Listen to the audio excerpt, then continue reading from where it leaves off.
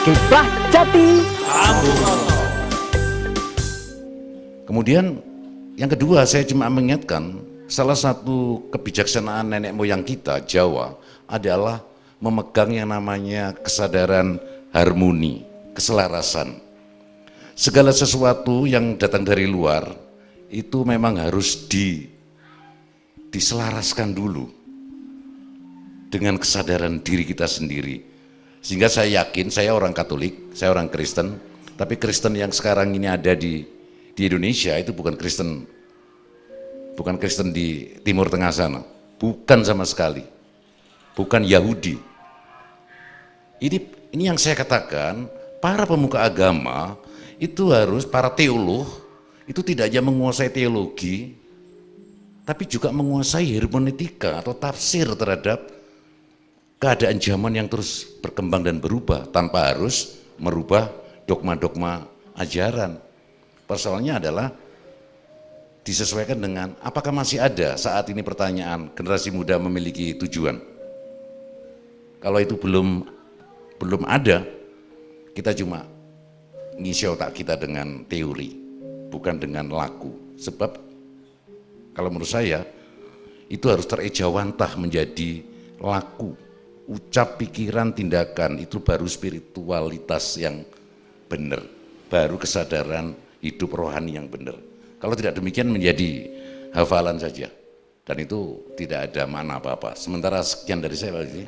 Saya pengen pertanyaan saya dijawab. Apa pada waktu mungkin juru kamera bisa mengarah ke lukisan sebelah atas itu adalah karya Pak Antoni Wibowo.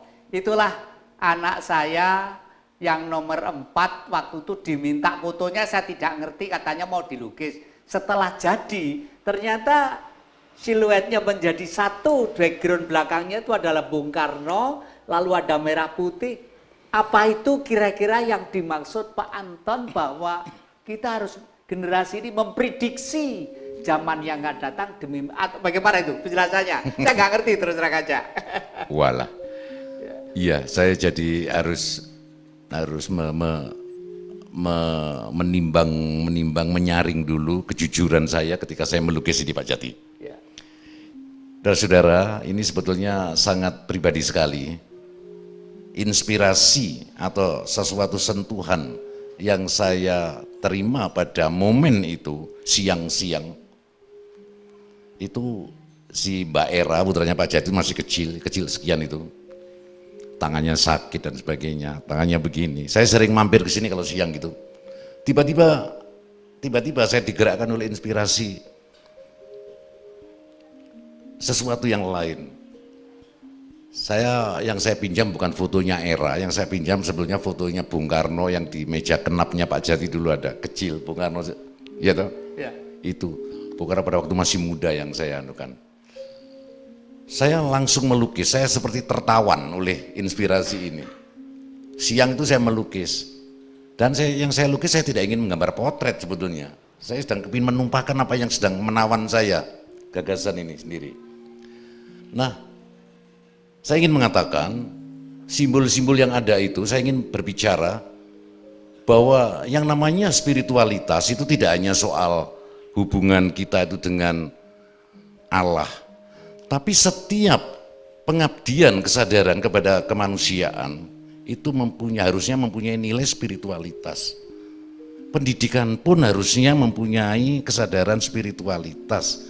Ini sumbernya tadi itu kesadaran pada Gusti tadi itu, pada Tuhan tadi itu. Apapun harus mempunyai nilai spiritualitas sebetulnya. Saya ingin mengatakan nasionalisme, saya ingin menggambarkan pada waktu itu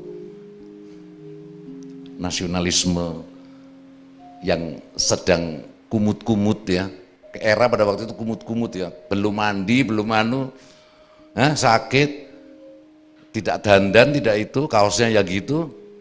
Itulah saat itu yang saya melihat jiwa saya atau jiwa bangsa ini. Tapi dia tetap mempunyai semangat spirit. Salah satu arti spirit adalah semangat ya, bukan hanya roh, tapi semangat. Semangat untuk menegakkan merah putih. Jadi itu memang mungkin tidak bermakna apa-apa bagi orang lain, tapi bagi saya itu adalah catatan momentum saya disapa oleh inspirasi Dan kebetulan saja ini putranya Pak Jati. Moga-moga ini juga menjadi inspirasi bagi banyak orang. Ya, terima kasih, terima kasih. Saya tidak menduga sekali, baru ingat memang betul pada waktu itu yang dipinjam itu gambarnya Bung Karno, karena saya itu mengoleksi apapun gambar Bung Karno, kalau saya kumpulkan sampai di situ saya tumpuk begitu banyak gitu loh. Terus dan pada waktu menggambar anak saya yang nomor 4 tanpa melihat fotonya jadinya kok begitu bersih. Jadi mungkin pada waktu itu apakah cita-cita Bung Karno yang sedemikian luhur dan hebat nanti itu akan melahirkan generasi-generasi yang masih tangannya ciri, kumut tapi masih tegak dengan merah putihnya. Waduh, kalau begitu Ki Anton Wibowo itu seperti penjelmaan siwa yang bisa melukis tanpa melihat orang. Terima kasih, terima kasih. Salaman sekali lagi lah. Monggo itu jawaban selanjutnya kami minta Pak Anu mungkin ada apa? Pak Marzuki, kami persilakan. Ya, tadi ada yang mengatakan bahwa mungkin dari Pak itu jadi menyampaikan tujuannya apa. Jadi memang secara umum kita hidup ini adalah bermuaranya terakhir itu pingin bahagia dunia akhirat. Cita-citanya pengen jadi presiden, kalau presiden nanti belakangnya nggak bahagia diunjuk rasa terus ya. Itulah bermuara ke sana. Kemudian bekal-bekal yang paling pokok harus kita lakukan adalah menurut konsep yang saya buat bahwa SDM ke depan itu harus memiliki suatu pedoman khusus. Itu adalah yaitu tadi Pancakasada Jati. Yang satu dengan dasar ketuhanan, kedua memiliki wawasan atau pengetahuan yang luas, ketiga memiliki hati batin yang canggih dan strioksa, tidak dikotori dengan awu-awu, ya. Keempat, kan ya, kita harus dialogsi dengan duta Tuhannya. Hati-hati, para pejabat pun juga hati-hati. Ini ada duta, Tuhannya selalu setia mengawasi. Terima kasih. Para penonton Dawa TV yang kami muliakan, memang asik sekali kita mencoba untuk kita ini seakan-akan istilah beliau ini mungkin dalam kegiatan ritualnya di gereja mungkin ya. Kita seperti hari ini seperti dibangkitkan dari kubur. Yaitu yang mati itu adalah cara berpikir kita. Tadi sudah diingatkan berkali-kali oleh beliau-beliau ini bahwa leluhur kita begitu indah, begitu cerdik, pandai dan bijak serta berbudi luhur. Kenapa benang merah ini kita tidak sambung? Nah, selanjutnya kami persilakan Ki Indarwanto untuk menambah jawaban-jawaban ya. Terima kasih Ki.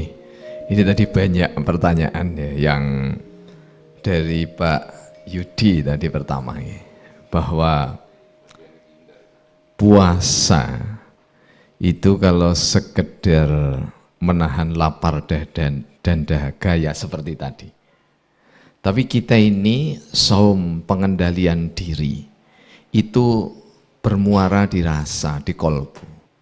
Kalau sudah kolbunya berpuasa, maka lidahnya juga berpuasa, hidungnya berpuasa, matanya berpuasa, pendengarannya berpuasa. Jadi seluruh indera berpuasa, seluruh badan ini juga berpuasa. Jadi esensi atau dasar dari puasa itu adalah pengendalian diri. Jadi kalau setelah Ramadan itu justru tidak mampu mengendalikan dirinya berbuat lebih bagus lagi, lebih berkualitas, maka dia belum melakukan puasa. Jadi artinya ekonominya setelah puasa harus kuat, pendidikannya harus pintar gitu ya Ki? Iya. Negaranya juga harus semakin kokoh. Betul. Jadi pemimpinnya itu ya yang bijak gitu ya. Sistem pendidikan tidak kapital liberalisme. Ya. Tetapi justru semuanya itu adalah didasarkan pada nilai rasa, di mana masing-masing pribadi itu bisa untuk mendapatkan, kalau di Ki Jati ke arah pendidikan, mendapatkan pendidikan yang layak. Nah, ini karena masih puasa Ki, jangan diseret ke pendidikan, nanti jadi berubah nanti. Ya, jadi puasa itu intinya di situ Ki. Jadi seorang diri maka dia akan mampu untuk mengendalikan dirinya, memimpin dirinya menjadi lebih baik, termotivasi dengan ingin berbuat arif, berkualitas, ya, dan termotivasi juga untuk mempengaruhi orang lain supaya berkualitas. Nah, kemudian ada pertanyaan yang dari belakang tadi, saya lupa namanya tadi ya. Terus kenapa kita harus import? Ini harus saya dudukkan ini. Kita dudukkan. Jadi sebetulnya diri ini adalah tidak import dan ekspor, itu bukan itu. Kalau kita sudah mengatakan kata Gus Juki tadi, kita ini bertuhan yang satu. Pengejawantan, peribadatan silahkan. Tapi kita ini bertuhan begitu ya. Maka kita juga meyakini kita berasal dari yang satu. Karena berasal dari yang satu, maka tidak ada ekspor import itu. Itu kan hanya istilah ekonomi sebetulnya yang merambah ke arah kultur. Jadi kita orang Jawa jangan merasa hebat sendiri. Ketika kita orang Jawa merasa hebat sendiri, maka di situ terjadi etnosentrisme. Pada saat terjadi etnosentrisme, maka kita sudah mengagamakan suku Jawa itu sendiri. Ini yang kesalahan yang tidak boleh terulang. Lalu menjadi kejawen, Nah, artinya durung Jawa. nah, jadi karena etnosentris, maka kita menjadi orang yang justru orang lahir di Jawa, menghirup udara Jawa, makan Jawa, hidung juga hidung Jawa, tapi perilakunya justru tidak Jawa. Nah, oleh sebab itu jangan mengatakan agama Islam, agama Kristen, agama Yahudi, agama Nasrani dengan variannya, Buddha, Hindu, itu bukan agama import. Itu adalah rasa yang ditanamkan oleh Tuhan Yang Maha Esa untuk seluruh anak-anak bangsa. Ya, terima kasih. Terima kasih.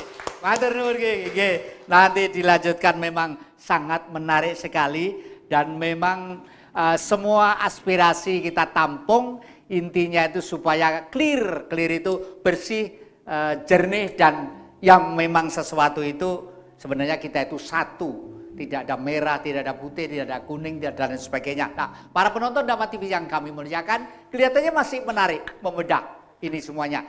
Jangan kemana-mana, masih dalam semangat Kiprah Jati. Ya, terima kasih.